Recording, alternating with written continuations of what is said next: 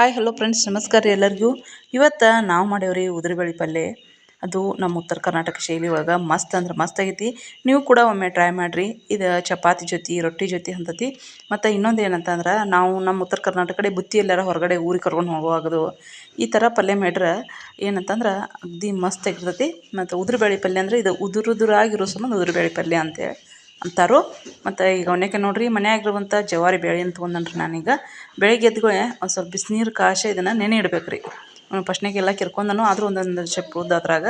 ನಂತರ ಇಲ್ಲೇ ಒಂದು 3-4 ತಾಸು ಬಿಟ್ಟಿನ್ರಿ ನಾನು.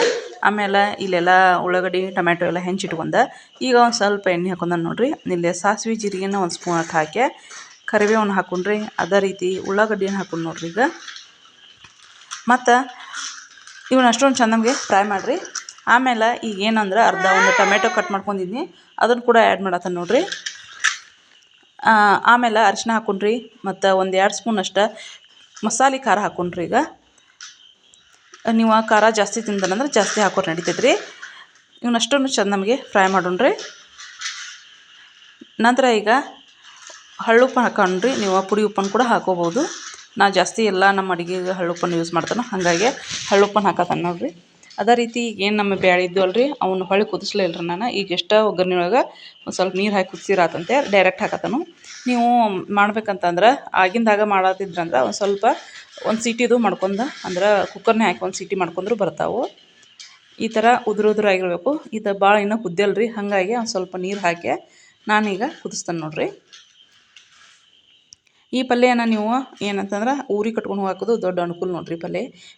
ನಮ್ಮ ಕಡೆ ಏನಂತಂದ್ರೆ ನಮ್ಮ ಉತ್ತರ ಕರ್ನಾಟಕ ಕಡೆ ಎಲ್ಲಾರ ಬುತ್ತಿ ಕಟ್ಕೊಂಡು ಹೊಂಟ್ರೆ ಈ ಪಲ್ಯ ಜುಣ್ಕು ಚಕ್ಲಿ ಬದ್ನಿಕಾಯಿ ಮೇನ್ ಇರಬೇಕಾರೆ ನೋಡಿರಿ. ಈಗ ನಾನು ಒಂದು ಸ್ವಲ್ಪ ನೀರು ಹಾಕಿ ಇದನ್ನು ಕುದಿಸ್ಕೊತನು. ಈಗ ಏನು ಮಾಡಂದ್ರೆ ನೋಡಿರಿ, ಇನ್ನೊಂದು ಸ್ವಲ್ಪ ನೀರು ಹಾಕತ್ತನು. ಯಾಕಂದ್ರೆ ಇದು ಉದುರಾಗೈತಿ. ಅಗ್ದಿ ಉದುರಾದರೂ ಟೇಸ್ಟ್ ಹತ್ತಲ್ಲ ಅಂಥೇಳಿ ಒಂದು ಸ್ವಲ್ಪ ಕುದಿಸ್ಕೊತನು. ಈಗ ಸ್ವಲ್ಪ ಪ್ಲೇಟ್ ಮುಚ್ಚಿಟ್ಟು ಕುದಿಸೋಣ್ರಿ. ನಂತರ ಒಂದು 5-10 ನಿಮಿಷಕ್ಕೆ ಕುದ್ದ ನಂತರ ಈಗ ನೋಡಿರಿ ಇಷ್ಟು ಕುದ್ದತಿ. ನಿಮ್ಗೆ ಇನ್ನೂ ಸ್ವಲ್ಪ ರಸ ಬೇಕಂದ್ರೆ ಹಿಂಗೆ ನಡಿತೈತೆ ರೀ. ಇಲ್ಲ ಭಾಳ ಉದುರು ಬೇಕಂತಂದ್ರೆ ಇನ್ನೊಂದು 2 ನಿಮಿಷ ಕುದಿಸ್ಕೊರಿ. ಅದು ನೀರೆಲ್ಲ ಇಂಕೋಮಟ ಹಂಗೂ ನಡಿತೈತಿ. ನಮ್ಮ ಪಲ್ಯ ಅಂತೂ ನೋಡಿರಿ ಲಾಸ್ಟ್ ತೋರಿಸ್ತಾ ನಿಮ್ಗೆ ಹೆಂಗಂದ್ರೆ ಇಷ್ಟು ಉದುರಾಗಿ ಬಂದೈತೆ ಅಂಥೇಳಿ. ನೋಡಿರಿ ಇಷ್ಟು ಉದುರು ಬಂದೈತಿ. ಇದನ್ನು ನಾವು ಚಪಾತಿ ಜೊತೆ ಇವತ್ತು ಸರ್ವ್ ಮಾಡತ್ತೇವೆ. ಈ ಒಂದು ರೆಸಿಪಿ ನಿಮ್ಗೆ ಇಷ್ಟ ಆದ್ರೆ ಪ್ಲೀಸ್ ನಮ್ಮ ಚಾನಲ್ನ ಸಬ್ಸ್ಕ್ರೈಬ್ ಮಾಡ್ಕೊರಿ. ನೀವು ಕೂಡ ಈ ಥರ ಉದುರುಬೇಳೆ ಪಲ್ಯನ ಮಾಡ್ಕೊತ ತಿನ್ನಿರಿ. ಮತ್ತು ಮುಂದಿನ ರೆಸಿಪಿಗಳು ಭೇಟಿಯಾಗೋರಿ. ನಮಸ್ಕಾರ ಎಲ್ಲರಿಗೂ. ನಮ್ಮ ವಿಡಿಯೋ ನೋಡಿದ್ದಕ್ಕೆ ಎಲ್ಲರಿಗೂ